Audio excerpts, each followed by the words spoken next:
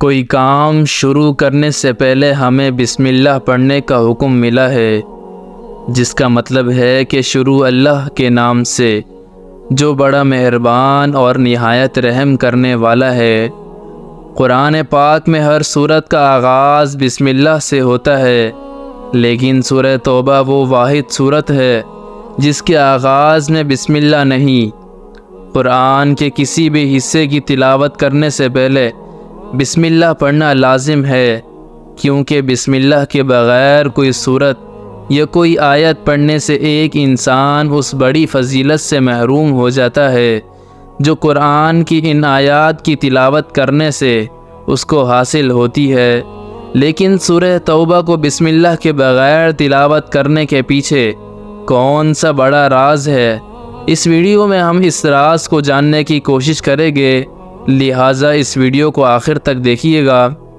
سورہ توبہ قرآن مجید کی 9ویں سورت ہے جو 129 آیات اور 16 رکوع پر مشتمل ہے۔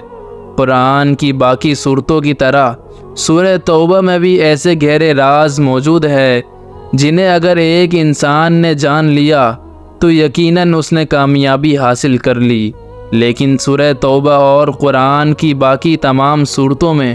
ایک واضح فرق یہ ہے کہ اس کے آغاز میں بسم اللہ نہیں ہے۔ یہ سورت 2 ناموں سے مشہور ہے، ایک التوبہ اور دوسرا البراء۔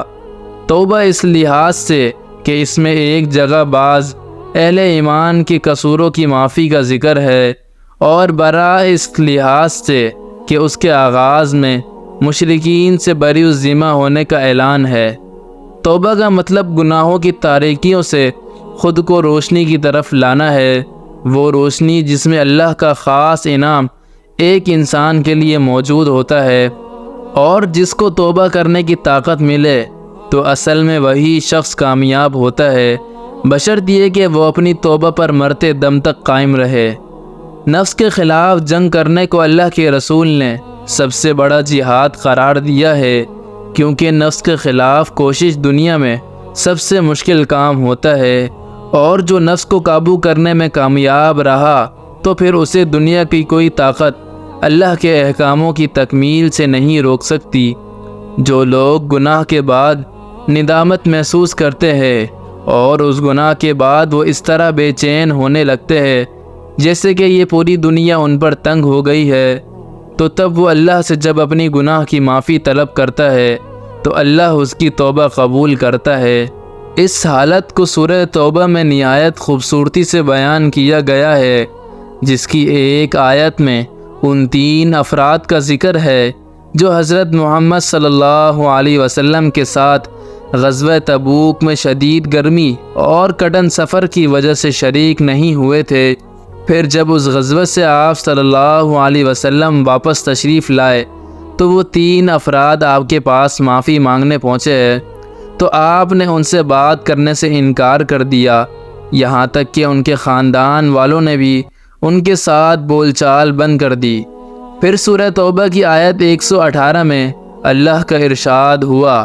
اور ان تینوں پر بھی جن کا معاملہ ملتوی کیا گیا، یہاں تک کہ جب ان پر زمین باوجود کشادہ ہونے کے تنگ ہو گئی اور ان کی جانیں بھی ان پر تنگ ہو گئی، اور انہوں نے سمجھ لیا کہ اللہ سے کوئی پناہ نہیں، سو اس کی طرف آنے کے پھر بھی اپنی رحمت سے ان پر متوجہ ہوا تاکہ وہ توبہ کرے، بے شک اللہ توبہ قبول کرنے والا مہربان ہے۔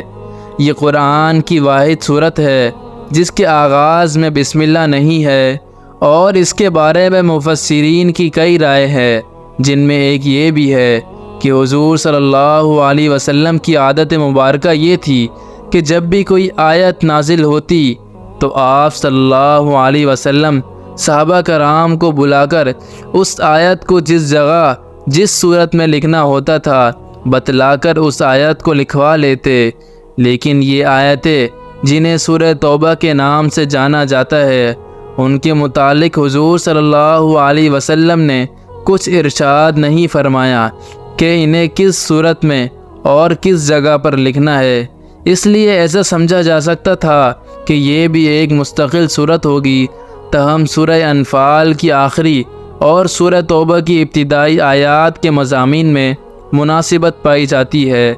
دونوں صورتوں میں مناسبت کی وجہ سے سورہ توبہ کو سورہ انفال کے بعد رکھا گیا۔ دوسری طرف جب ایک صورت کو دوسری صورت سے علیحدہ کرنا ہوتا تو بیچ میں بسم اللہ لکھی جاتی تھی تاکہ یہ معلوم ہو کہ دونوں صورتیں الگ ہے، لیکن سورہ توبہ کے شروع میں بسم اللہ لکھوائی نہیں گئی تاکہ پہلی والی صورت کے ساتھ اس کا تعلق ہونا سمجھ میں آئے،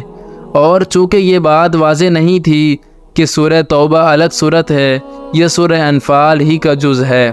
اس لیے دونوں پہلوؤں کو مد نظر رکھتے ہوئے جب حضرت عثمان رضی اللہ تعالی عنہ نے قرآن کو جمع کیا تو اس صورت کے شروع میں بسم اللہ نہیں لکھی گئی اور اگلی صورت میں اس کو الگ بتایا گیا تاکہ دونوں صورتوں کو ایک ہی نہ سمجھ لیا جائے۔ اس کے علاوہ سورہ توبہ کا موضوع اللہ تعالیٰ کا عرب کے مشرکین اور یہود و نصارہ پر عذاب ہے۔ حضور نبی کریم صلی اللہ علیہ وسلم کی قوم پر یہ عذاب آسمانی آفت کی بجائے اہل اسلام کی تلوار کے ذریعے نافذ کیا گیا،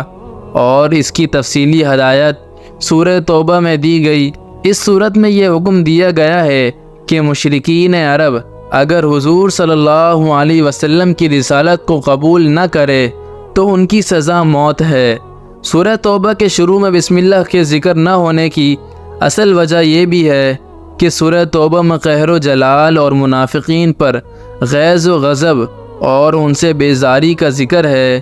اور بسم اللہ الرحمن الرحیم میں رحمت کا بیان ہے، اور رحمت کے ساتھ فوراً زحمت کا ذکر مناسب نہیں۔ ایک روایت میں یہ بھی ہے کہ اس سورت کے شروع میں بسم اللہ نہیں لکھی گئی، تو اس کی اصل وجہ یہ ہے کہ حضرت جبرائیل علیہ السلام اس کے ساتھ بسم اللہ لے کر نازل نہیں ہوئے تھے،